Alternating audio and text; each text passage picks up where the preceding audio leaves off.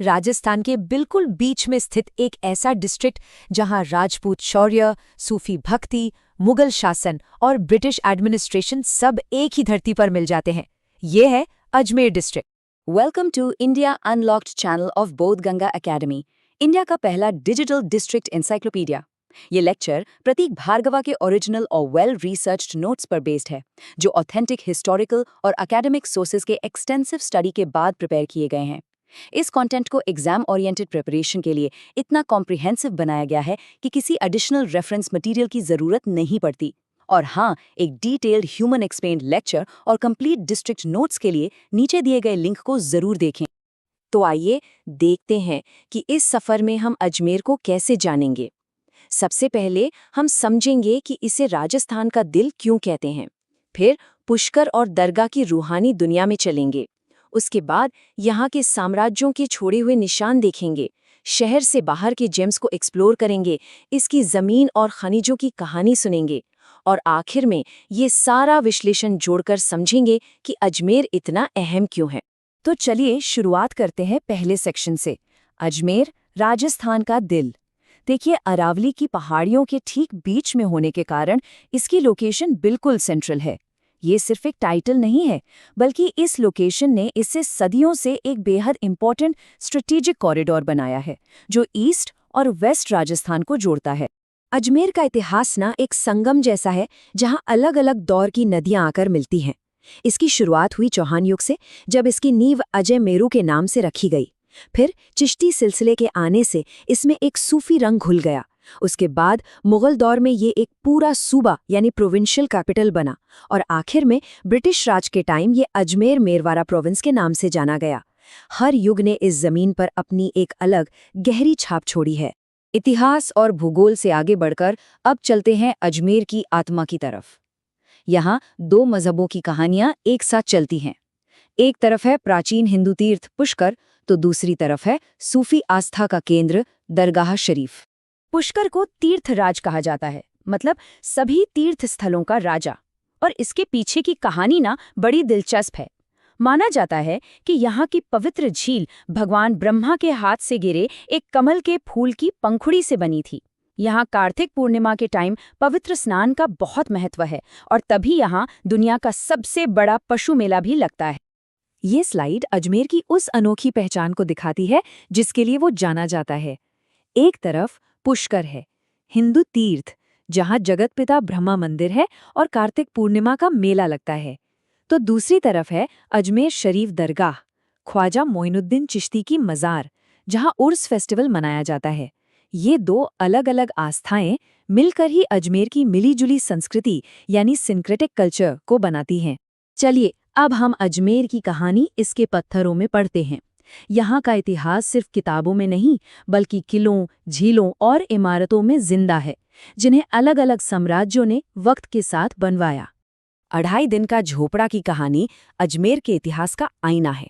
सोचिए, ये इमारत विग्रहराज फोर्थ के टाइम में एक संस्कृत कॉलेज हुआ करती थी, एक ज्ञान का केंद्र।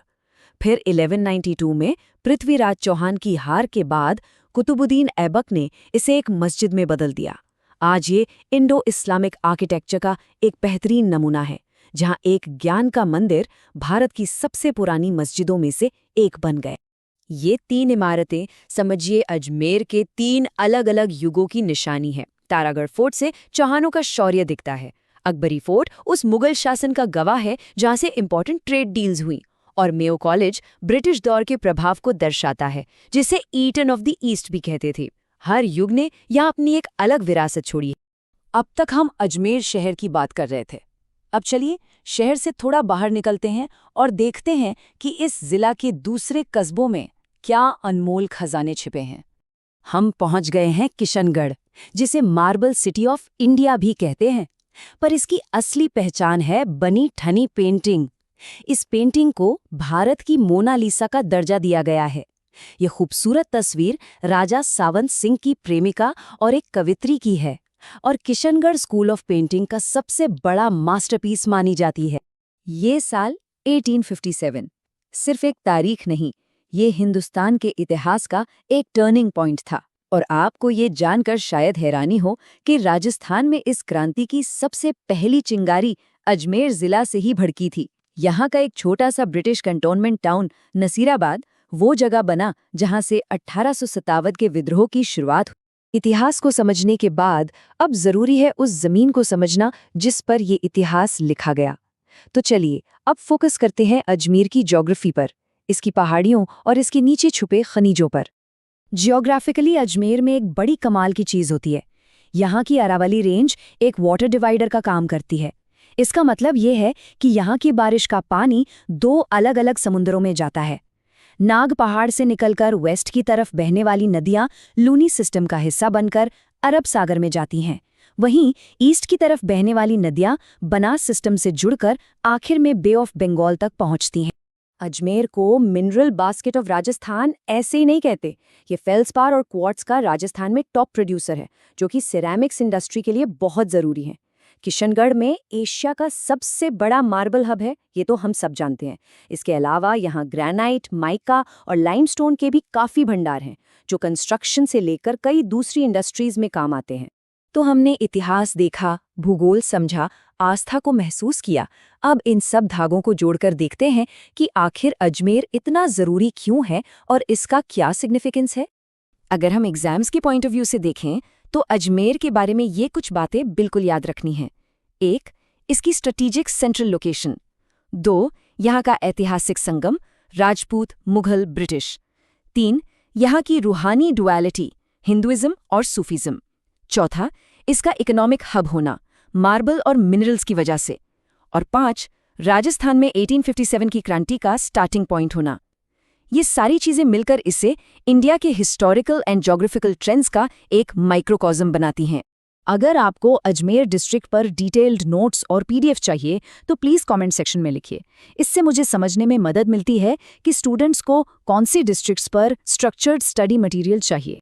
तो ये था अजमेर डिस्ट्रिक्ट, सिर्फ एक ज़िला नहीं बल्कि राजस्थान के इतिहास, भक्ति, ज्योग्राफी और कल्चर का एक जीवंत संगम।